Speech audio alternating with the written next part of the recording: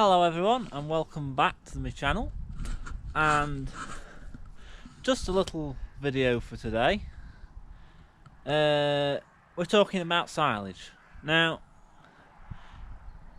I'm just going to put you down on the wall over here, I think.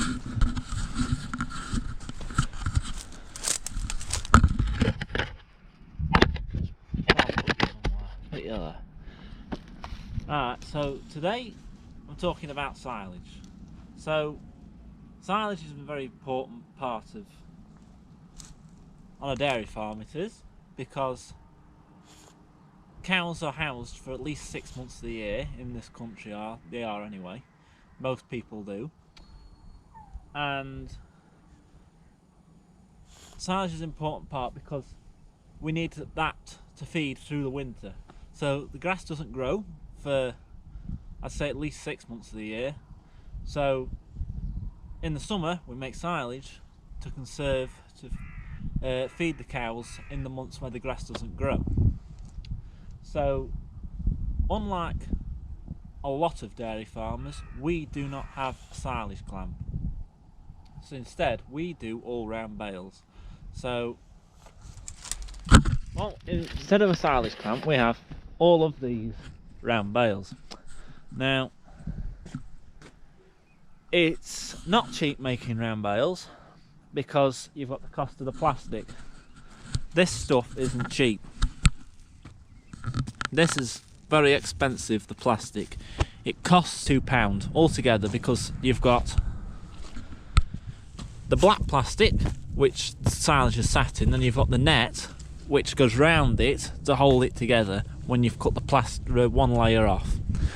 So it's about £2 a bale, roughly. So that's about £6,000 in plastic that normally costs us. Now these bales we've got here, these are second cut bales, and what I'll just do, I'll just cut one open. So just made a hole in this here. Oh look, it's a bit stalky, but it's not too bad. I mean, we've got some bales open, we can go and have a look at them. But I'm going to have this bale. This bale will be the one of the next ones we get down, so it doesn't really matter. But you can see that's the seed heads. Them bits on the top are the seed heads, and they're a bit stalky. Now, I'm quite surprised really, because I thought they'd be a bit leafier than this. Let's get a bit of leaf. Let's see if we can find a bit with a bit of leaf on it. This is a bit. So this bit is a leaf. Now that's what the energy is. That's what the cows like. A bit more leaf there. See how it bends? That's the leaf. A bit here. That's leaf. We want leaf. That's what cows want to eat. That has got the energy in it, and not the stalk. But it's all food. Cows don't really waste much of it. But these are the second cut bales, and we feed these to the milk cows. So we do 3 cuts a year. 3 cuts, 210 first, 210 acres first cut, 150 second, and then about 80 acres third, I think. Yeah, nearly 80 acres a third cut. And the second and third cut always goes to the milk cows, because what we find is second and third cut grass is always a lot richer. It's got a lot more leaf in it. It might, but it basically, it'll make cows shit more, if that makes sense. I might have to beep that out. I'm not sure if I can say that. Basically, poo comes out of the cow's arse. It's like eating more sweet stuff. If you just ate nothing but sweets, you'd obviously be running to the toilet a lot. But that's basically what it makes cows do, because it's just a bit sweeter than first cut. Now our first cut is on the stack down edge behind these pallets in this hole here. That is our main stack. There's about 2,000 bales we had down there. You can see we've used a big chunk of them because we're now beginning of February. And one thing I was taught when I did an agricultural apprenticeship is 1st of February is normally about midwinter on a livestock farm. So you want to aim to have at least half of your silage left by then. All your fodder, all your forage you should have left, because you might have an early spring, you might not. But I did 2,000 first cut bales, and we normally do 1,000 second and third cut. But there's less of these because we probably use a bit more of these than that. But all the second cut goes to the milk cows. Second and third cut. We've got no third cut left now, so we're just on second. The first cut is obviously all there. That all goes to milk cows. Have a few bales of that. Not as much as second cut or third cut because they have all of that. But what we normally do is they have about 7 bales of second or third cut in the morning. That's on 180 cows that we're milking at the minute. And then at night they'll have 2 to 3 bales of first cut, which is drier because it always is, just because it's more longer grown. And then we've been in the stage before where we've been running out of size, so we like to get one big heavy first cut, and then anything after that is a bonus. And then all the first cut is then fed to dry cows, calves, heifers. They're all on first cut bales, first cut silage, mainly because it's got more fibre in it. We have analysed both lots, and it's got more fibre in it, less energy, which you might think is bad, less energy, but it does mean that they keep it in them longer, if that makes sense. So it's not coming out the rear end like second or third cut would. It doesn't make it's not full of sugar as much. It stays in them a bit better, and they can make better use of it. They're not basically running out their arse, giving them diarrhea, which is what we want, because like young calves that are on straw, they'll use straw like no tomorrow if they were on sweet stuff, if you know what I mean. You don't want to making a mess of the beds. So we'll go and have a look now at the meat in it, and then we've got some. We also have another stack of first cut.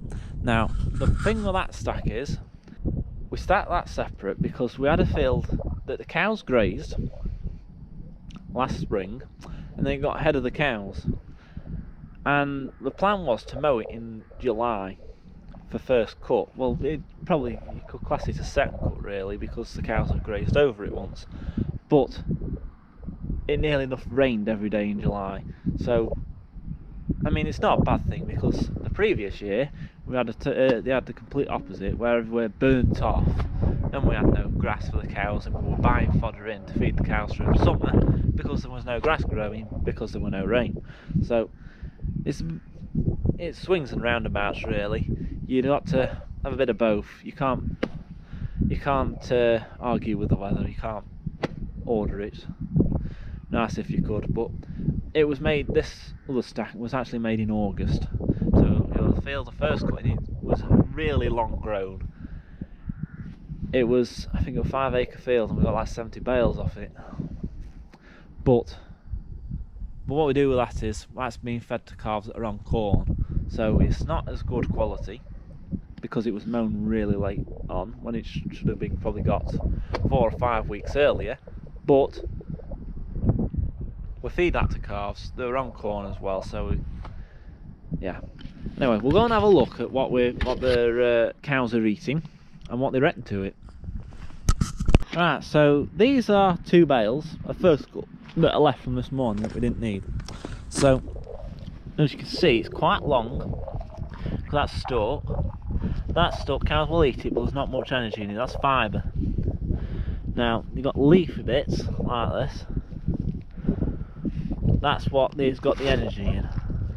And they say you should mow grass when it's got 3 leaves on it, just before it seeds. You'll probably look through this and you will find some seed heads like that. There's a seed. But this is a bale of first cut. You can see what I mean. It's got a layer of black plastic on, and then it's got the bale net on it as well. It's pretty nice stuff. It smells lovely. And there's another bale here. At first cut. That's quite a leafy bale. Look, you can see the seed heads there. They're the seed heads. So that's what grass seeds. They say you should mow it just before it seeds or just after. These are some second cut bales. So don't look too much different, but they have analysed different. They are different. This is a lot richer stuff. And the same with this. These 3 bales are second cut. These are. But it's nice dry stuff. And the one thing with bales is we like to try and make it really dry. So we mow it, then ted it, and then leave it a day, row it up and bale it. Because we don't want to be wrapping water. You want good, round, solid, dry bales that'll keep the shape, because if they're wet, they sink, and they'll probably be half the size. And we don't want that. We like nice, dry bales. Cows will eat these slower, and it'll stay in them longer, and they'll be able to get the goodness out of them.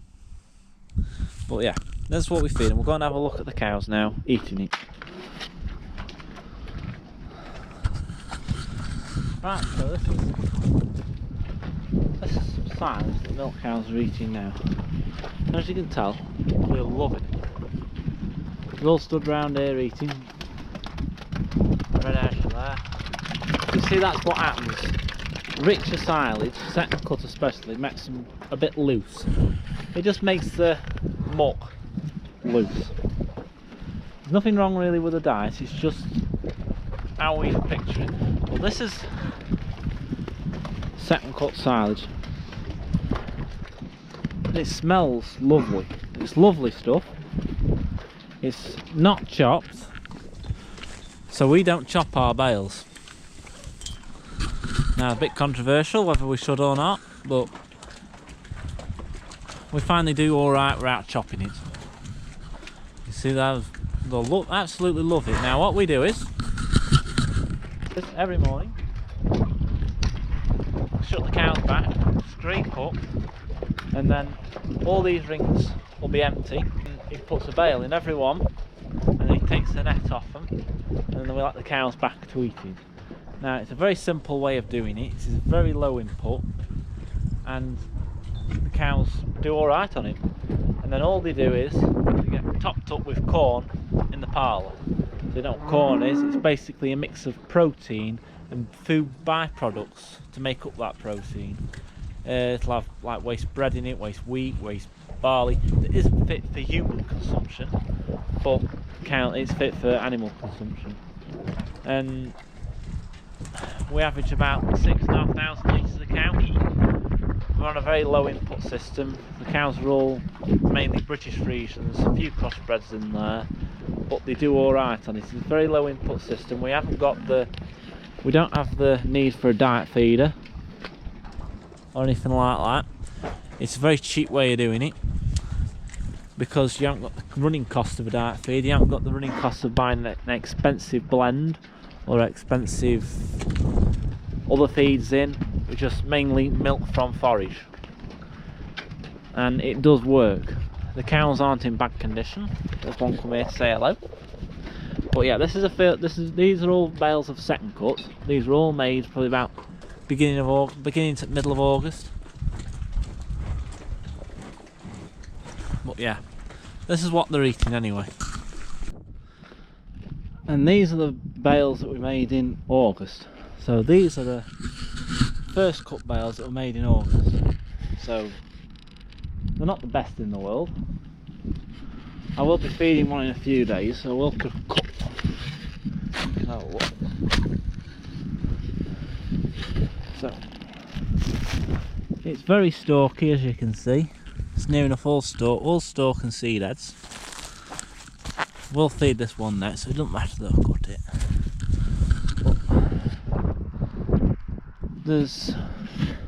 But there were a few other bales amongst these, so I think there were over 100. We stacked these separate just because we knew that they weren't as good. So they were basically like hay when we made it. but it's been alright stuff. I mean, I'll just show you a bale now that these calves in here are eating. So here we have some like probably that 10 or 12 month old calves. There's 11 in here, and this is a bale that they're actually eating. They're eating a bale of this, and it's very stalky. There is a bit of leaf in there, not very much though. Its energy won't be very good at all, to be honest, but these are on corn as well, so it doesn't really do them any harm. I wouldn't normally have calves this age on corn.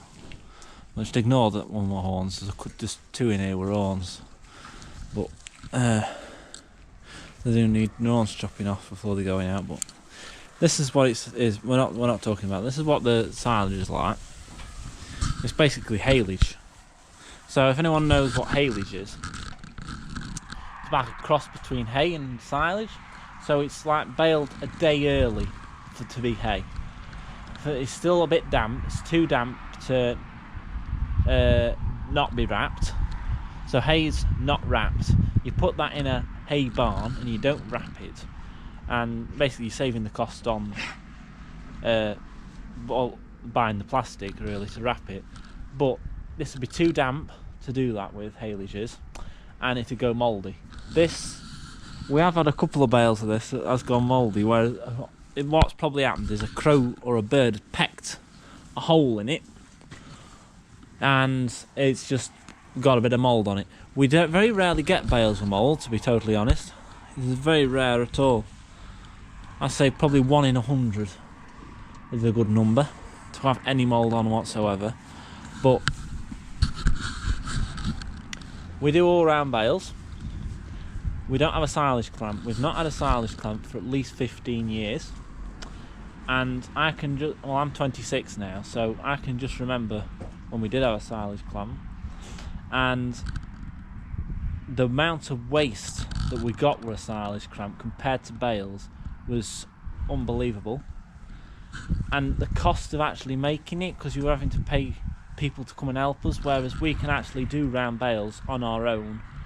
We can keep snatching a field if the weather's bad, you can keep going at it, and you don't have to wait on other people to come and help you out.